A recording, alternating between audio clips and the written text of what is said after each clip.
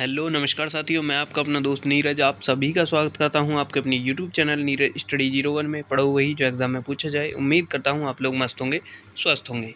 UP police constable SSC GD को ध्यान में रखते हुए आपके लिए जो है प्रैक्टिस सेट शुरू किया गया है। इस प्रैक्टिस सेट में आपकी Hindi, GK, GS, reasoning, math और यूपी जीके, मतलब इसमें हमारे सारे ही सब्जेक्ट जो है आपको मिलने वाले हैं एक ही प्रैक्टिस सेट में। आपने ऐसा कभी नहीं देखा होगा, क्योंकि आप जब भी प्रैक्टिस सेट लगाते हैं उसके लिए अलग अलग से प्रैक्टिस सेट लगाते हैं। हिंदी का अलग, जीके जीएस का अलग, मैथ का अलग, रीजनिंग का अलग, यूपी जीके का अलग। लेकिन हमने इसमें एक ही वीडियो में आपके लिए सारे जो है क्वेश्चन लेकर आए हैं, और सारे ही क्वेश्चन वही हैं जो बार बार एग्जाम में पूछे जाते हैं, बार बार एग्जाम में रिपीट होते हैं, प्रीवियस ईयर क्वेश्चन। तो क्लास को जो है लाइक करेंगे, शेयर करेंगे, चैनल को सब्सक्राइब करेंगे, बेल आइकन ऑल पर क्लिक करें, जिससे हमारे क्लास के नोटिफिकेशन आप तक टाइम पहुंचते रहें। जिन बच्चों को ये लगता है ना कि वैकेंसी आएगी हम तभी तैयारी करेंगे, मेरे भाई 2 से 3 महीने का टाइम मिलेगा आपको। 2 से 3 महीने में आप तैयारी नहीं कर पाएंगे, इसीलिए मैंने आपके लिए जो है क्लास चलाई है। यदि आप ये प्रैक्टिस सेट डेली करते हैं तो आप अपना स्कोर अच्छे से अच्छा कर पाएंगे। सारे क्वेश्चन इसमें वही लिए गए हैं जो बार बार एग्जाम में पूछे जाते हैं। तो क्लास को लाइक करेंगे, शेयर करेंगे, बिना देरी किए क्लास को स्टार्ट कर लेते हैं। पहला क्वेश्चन आप सभी के सामने जो कि जीके का होगा। संसार का सबसे बड़ा महासागर कौन सा है? तो कौन सा है? वो है प्रशांत महासागर। संसार की सबसे लंबी नदी कौन सी है? वो है नील, जो कि अफ्रीका की महाद्वीप में है। सचिन तेंदुलकर का पूरा नाम क्या है? वो है सचिन रमेश तेंदुलकर। सांची के स्तूप का निर्माण किसने करवाया? वो करवाया था अशोक ने। विश्व एड्स दिवस कब मनाया जाता है? वो मनाया जाता है कब? 1 दिसंबर को। कौन सा दिवस किस दिन मनाया जाता है? इसके लिए मैंने कंप्लीट जो है क्लास डाल रखी है, वो आप जा सकते हैं प्लेलिस्ट में, वो है कंप्लीट जीके के नाम से।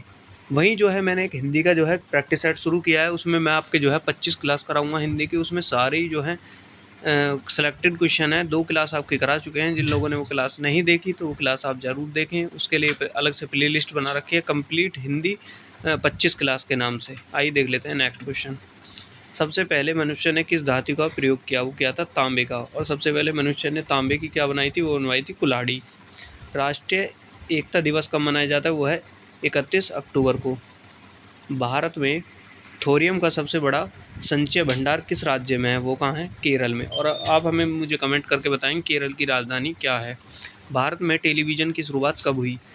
15 सितंबर 1959 को जो है भारत में टेलीविज़न की शुरुआत हुई थी। राष्ट्रपति को किस विधि द्वारा हटाया जा सकता है? वो क्या है? महाभियोग द्वारा।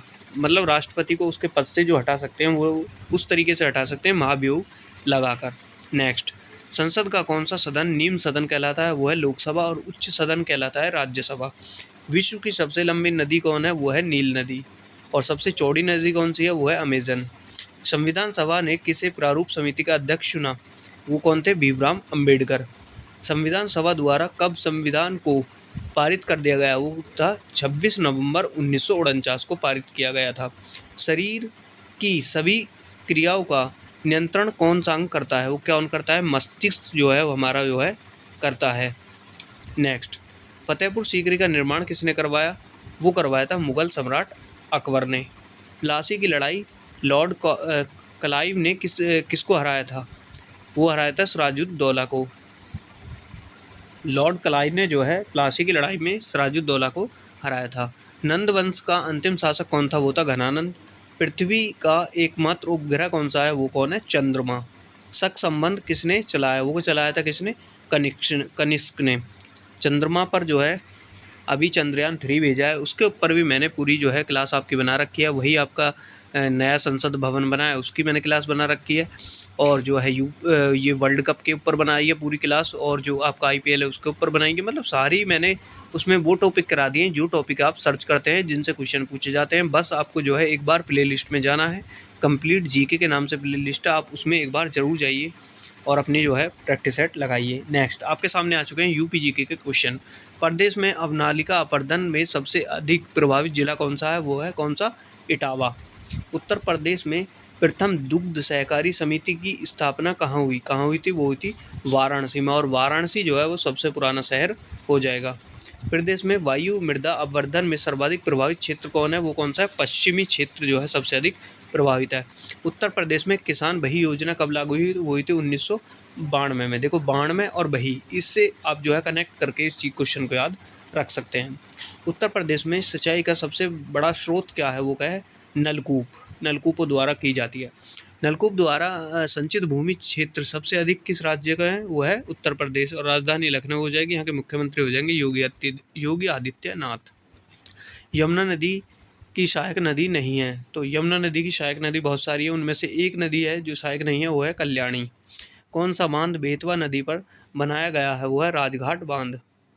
फुल्लर झील भारत के किस राज्य में स्थित है? वो कहाँ है? उत्तर प्रदेश में। नेक्स्ट आपके सामने आ चुके हैं रीजनिंग के क्वेश्चन। आइए इन्हें भी हम फटाफट से बिना देरी किए कर लेते हैं। जिन लोगों ने अभी भी क्लास को लाइक नहीं किया, क्लास को लाइक करेंगे और शेयर करेंगे। उस विकल्प का चयन करें जो तीसरे पद से उसी प्रकार संबंधित है जैसे कि दूसरा पद पहले पद से संबंधित है।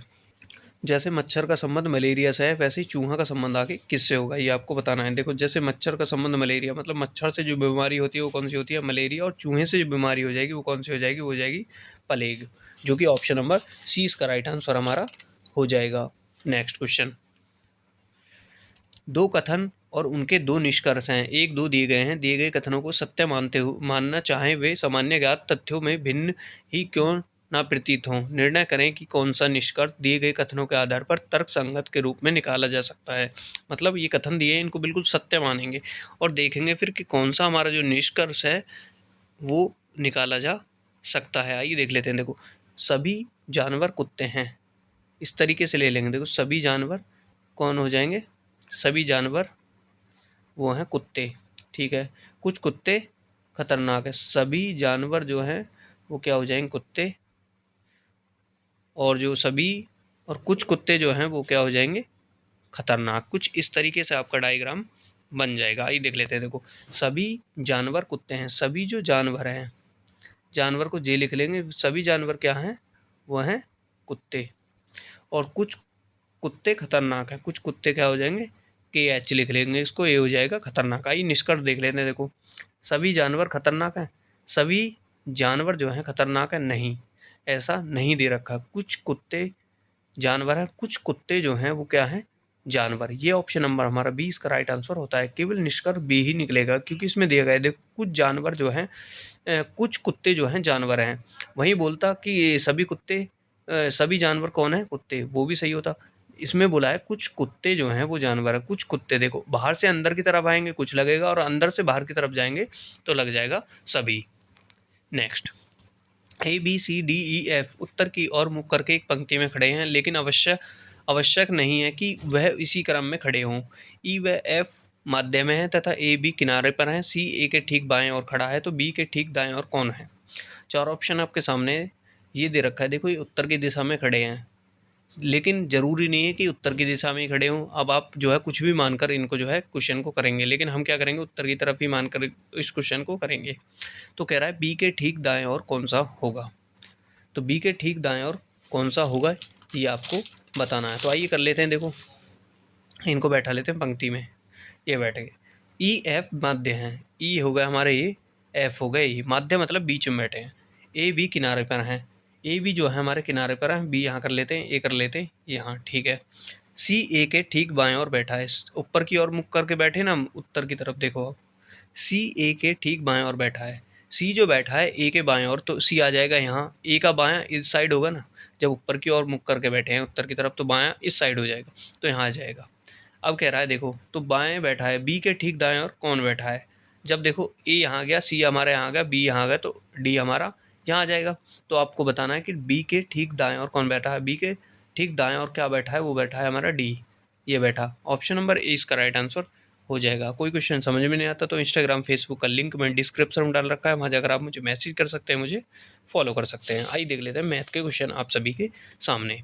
पहला क्वेश्चन, दो नल पी और आर एक टंकी को क्रमशः 16 घंटे 24 घंटे में भर सकते हैं, जबकि एक तीसरा नल एस उसी टंकी को जो है 48 घंटे में खाली कर सकता है। यदि तीनों नलों को एक साथ खोला जाए तो टंकी कितने घंटे में भर जाएगी, ये आपको बताना है।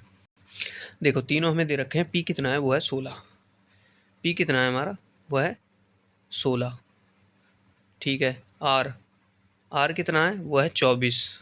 और एस जो खाली कर रहा है वो कितना कर रहा है? 48 में।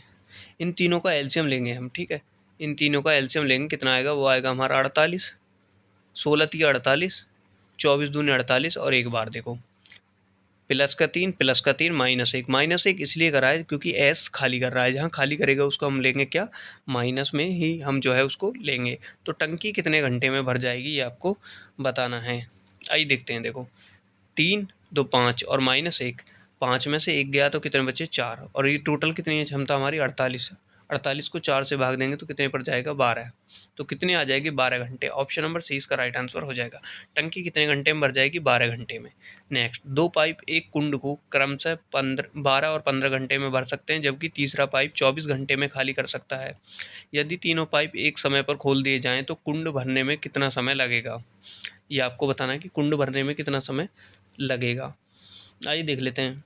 ए और बी जो है भर रहा है। ए कितना भर रहा है, वो भर रहा है 12। बी कितना भर रहा है, वो भर रहा है 15। और सी जो खाली कर रहा है वो कितना कर रहा है, वो कर रहा है कितना हमारा, 24। सी खाली कर रहा है। इन सब का जो एलसीएम आएगा वो आएगा कितना हमारा, 120। 120 इसका एलसीएम आएगा। ये कितने पर जाएगा, ये जाएगा हमारा 10 पर। 15 से ये जाएगा हमारा 8 पर, 8 पर, और ये जाएगा 5 पर। 5 क्या आ जाएगा, माइनस का, क्योंकि ये खाली कर रहा है। देखो 10 और 8, 18 हुए। 18 में से 5 जाएंगे हमारे। 18 में से जब हमारे 5 जाएंगे, ये कितने हो गए, देखो 10, 8, 18, 18 में से 5 गए तो कितने बचे, 13। तो 120 है हमारा, 13 से भाग देंगे, कितने पर जाएगा, ये जाएगा 9 बार 9, ये जाएगा 9, 9, 3 सही 18, 3 सही 13 घंटे। 9 ये 9 सही 3/13, तो ये कितना हो जाएगा, ये हो जाएगा 9 घंटे। 9 घंटे हमारा और 14 मिनट। 9 घंटे 14 मिनट। ऑप्शन नंबर सी इसका राइट आंसर हमारा हो जाएगा। नेक्स्ट, पाइप ए बी एक टंकी को क्रमश 12 घंटे 16 घंटे में भर सकते हैं। दोनों पाइपों को एक साथ खोला जाता है। 3 घंटे बाद पाइप बी को बंद कर दिया जाता है। टंकी के बचे भाग को भरने में पाइप ए कितना समय लेगा। देखो दोनों काम कर रहे हैं। टंकी को जो है ए भर रहा है 12 घंटे, बी भर रहा है 16 घंटे में, लेकिन 3 घंटे बाद बी को बंद कर दिया गया है। तो ए को जो है उस टंकी को भरने में आपको कितना समय लगेगा, ठीक है, ये आपको बताना है। आइए देख लेते हैं। देखो कितने, 12 और 16, 12 16, ए 12 है, बी कितना है 16, एलसीएम आएगा 48। 16 3 48, 12 चौका 48, 4 और 3 कितना हो गया, ये हो गया हमारा कितना, 7। 7 और कितने में बंद कर रहा है, 3 घंटे बाद। 7 गुणा 3 तो ये हो जाएगा कितना हमारा, 21।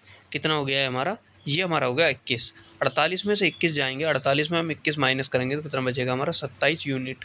कितना बचा हमारा, 27 यूनिट। अब देखते हैं 27, देखो 4 और 3 7 दोनों से कर लेंगे 27, और ये 7 से भाग देंगे इसको, 7 से, 7 या 21, देखो ये हो जाएगा हमारा कितना, 27। 27 है ना हमारा, बचा कितना, 27। अब कह रहा है ए द्वारा कह रहा है ना कि ए द्वारा, देखो ए द्वारा कितना समय लिया जाएगा, 27। ए की क्षमता कितनी है, वो कितनी है हमारी, 4। 4 से भाग करेंगे इसको, 4 से जाएगा, ये जाएगा 4 छंग 24 और 3/4 हमारा राइट आंसर हो जाएगा। ये हो जाएगा 6 सही 3/4। ऑप्शन सी इसका राइट आंसर हो जाएगा। नेक्स्ट आइए हिंदी के क्वेश्चन देख लेते हैं। शुद्ध वर्तनी वाले शब्द का चयन कीजिए।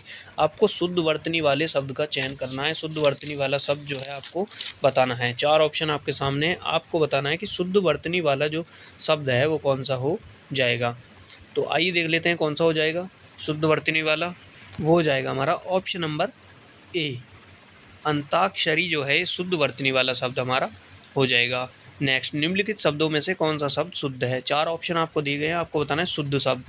विदुषी आपको बताना है, विदुषी शुद्ध कैसे लिखा जाता है। देखो 4 ऑप्शन है, तो विदुषी जो लिखा जाता है वो लिखा जाता है ऐसे सही जैसे ऑप्शन नंबर ए में हमारा लिख रखा है।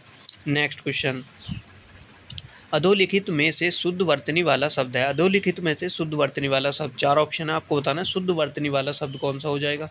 देखो दगीची और हमारा जो दे रखा है, ये देखो दगीची और क्या दे रखा है, ये दे रखा है घनिष्ठ। ये दोनों इसका राइट आंसर हो जाएंगे। ए और डी जो है दोनों बिल्कुल शुद्ध जो है लिख रखे हैं, ये इसके राइट आंसर हो जाएंगे। नेक्स्ट क्वेश्चन जो कि आपका आखिरी क्वेश्चन है, अधोलिखित में वर्तनी की दृष्टि से एक शब्द अशुद्ध है। देखो इसमें 4 शब्द हैं, 3 शब्द जो हैं वो शुद्ध हैं, लेकिन एक अशुद्ध लिख रखा है। ये आपको बताने कि अशुद्ध जो है कौन सा है, वो हो जाएगा आध्यात्म। आध्यात्म जो है वो अशुद्ध लिख रखा है, बाकी सब जो है शुद्ध लिख रखे हैं। तो उम्मीद करूंगा आप सभी ने कंप्लीट जो है प्रैक्टिस सेट लगाया होगा। जिन लोगों ने अभी क्लास को लाइक नहीं किया, क्लास को लाइक करेंगे, शेयर करेंगे, चैनल को सब्सक्राइब करेंगे। धन्यवाद।